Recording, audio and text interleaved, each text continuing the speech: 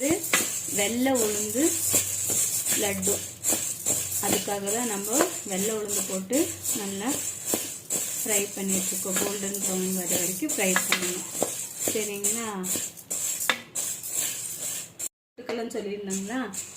பொட்டுக்கல்லை மைல்டாக ஃப்ரை ஆனால் போதுங்க.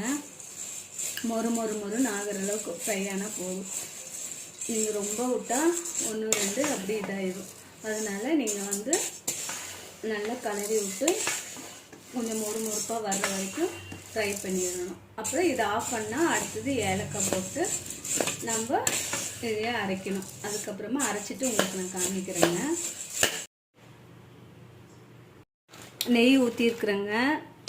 முந்திரி ஒரு 100 கிராம், வெள்ளை உளுந்துக்கு முந்திரி ஒரு 100 கிராம் போட்டு டீப் ஃப்ரை பண்ணி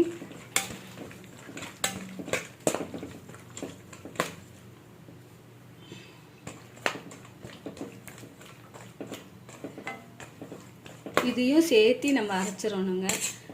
முந்திரியை மட்டும் எடுத்துட்டு நம்ம அரைச்சிட்டோம்னா க்ரன்ச்சினஸ்க்கு வேணும்ன்ட்டு நம்ம குட்டி குட்டி பீசஸ் வேணும் விருப்பப்படுறவங்க போட்டுக்கலாம்.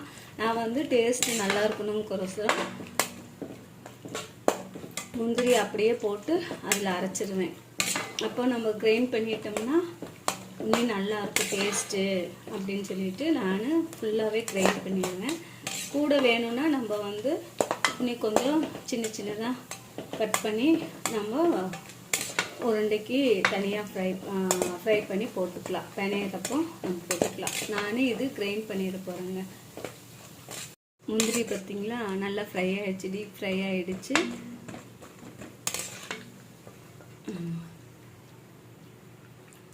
நெய் நம்ம பிணையிறப்போ அதுக்கு தொட்டுக்கலாம்.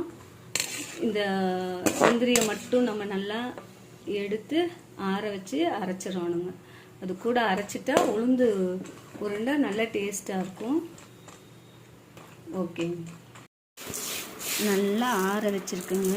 பாருங்க எப்படி சல ஆற வச்சுருக்கிற உளுந்தில் நம்ம ஏலக்காவை மிக்சியில் கொஞ்சம் பொடி பண்ணி அரைச்சி வச்சுருக்கேன். மறுபடியும் ஒன்று மிக்சியில் போடணும். ஏலக்காயை போட்டு எல்லாம் ஃபஸ்ட்டு உளுந்து அரைச்சிட்டு அதுக்கப்புறமா பொட்டுக்கல்லையை அரைச்சிட்டு எல்லாம் ஒன்றா கடைசியில் அரைச்சிட்டு மிக்ஸ் பண்ணிவிட்டு உருண்டை பண்ணிவிட்டு உங்களுக்கு உளுந்து உருண்டை ரெடி பண்ணிவிட்டு உங்களுக்கு காமிக்கிறேங்க. அரைச்ச இதையே இதில் கொட்டி இல்லை ஒன்றா சேர்ந்து கலக்கணும் இல்லைங்களா? ரவை பதத்துக்கு இருக்கு பாருங்கள். வெள்ளை உளுந்து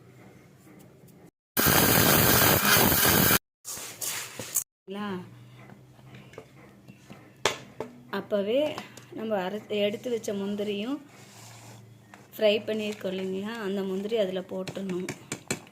இப்போ அரைச்சிட்டு சர்க்கரை போடுறோங்க. அதையும் மிக்சியில் சுற்றிக்கணும். அப்போ தான் நம்ம உருண்டை பிடிக்க முடியும். காமிக்கிறேன் பாருங்கள்.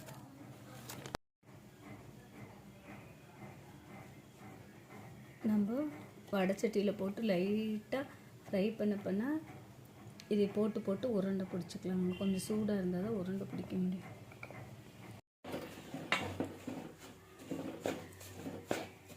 உருண்டை பிடிக்கிறதுக்கு நம்ம இந்த நாட்டு சர்க்கரையை லைட்டாக இப்படி ஃப்ரை பண்ணும். ரொம்ப லைட்டாக தண்ணி தெளிச்சுட்டு இப்படி ஃப்ரை பண்ணால் நம்மளுக்கு அதில் போட்டு பைண்ட் பண்ணுறதுக்கு கரெக்டாக இருக்கும். அப்போ ஒரு தட்டில் நம்ம இந்த மாவு இருக்கு இல்லைங்களா?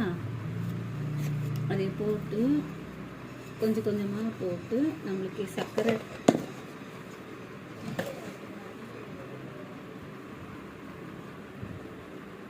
எவ்வளோ வேணுமோ அவ்வளோ மட்டும். சில பேர்த்துக்கு ரொம்ப ஸ்வீட் பிடிக்கும், சில பேர்த்துக்கு இப்படி கலரி விட்டுட்டு சுட உருண்டை பிடிச்சிடணும். சரிங்களா? கலரிட்டு நல்லா கலரணும். கையை வச்சு கலர்னா தான் நல்லா கலர முடியும்.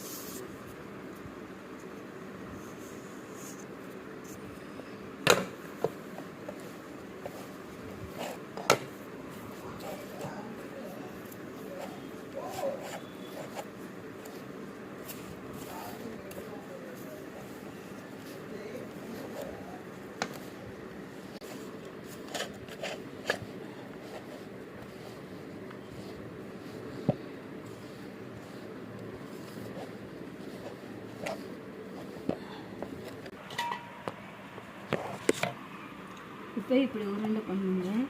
நெய் நம்ம தொட்டுக்கணும். சுட இதுதான் ஸ்பீடாக பண்ணி ஆகணும். நெய் நம்ம தொட்டுக்கிட்டு இங்கே பாருங்கள்,